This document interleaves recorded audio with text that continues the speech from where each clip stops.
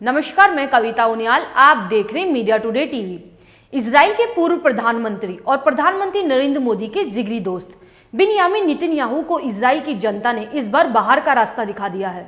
बीते कई सालों से सत्ता पर काबिज कट्टर यहूदी नेता नेतन्याहू को बहुमत न मिलने की वजह से सत्ता से हाथ धोना पड़ गया। इजराइल के राष्ट्रपति ने विपक्षी दल के नेता बेनी गेंज को सरकार बनाने का बुलावा भेजा है। इजराइल में एक साल के अरसे में 3 बार चुनाव हुए हैं। इजराइल की 120 सदस्यों वाली संसद में बहुमत के लिए 61 सांसद जरूरी हैं।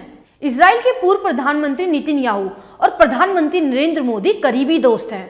नरेंद्र मोदी भी उनकी सरकार की वापसी चाहते थे। नेतन्याहू की छवि एक कट्टरपंथी यहूदी नेता की है।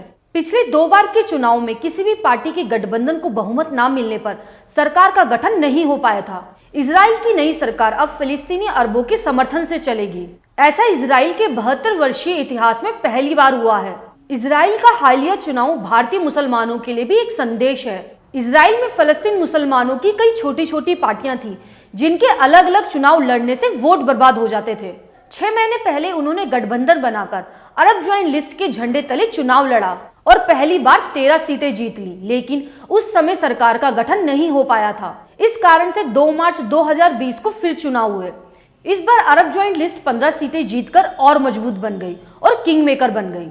भारत में भी मुसलमानों की कई छोटी छोटी पार्टियां हैं। अगर वो एकजुट होकर चुनाव लड़े तो 70 से 75 सीटें जीत सकते हैं और कांग्रेस की अगुवाई वाले यूपीए और बीजेपी की नेतृत्व वाली एनडीए के बीच किंग मेकर की स्थिति में आ सकते हैं।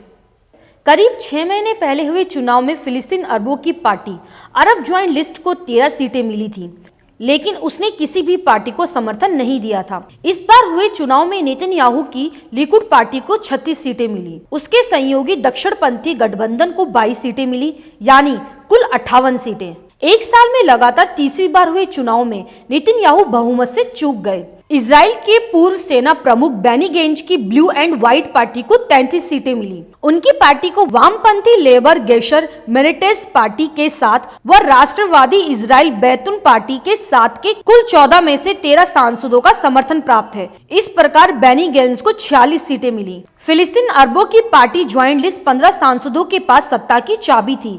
अरब ज्वाइंट लिस्ट के मुस्लिम विरोधी माने जाने वाले नेतन्याहू को समर्थन देने की कोई संभावना नहीं थी। आज उसने बेनी गेंज को समर्थन देने की घोषणा कर दी। इसी के साथ उनके समर्थकों की संख्या 61 हो गई।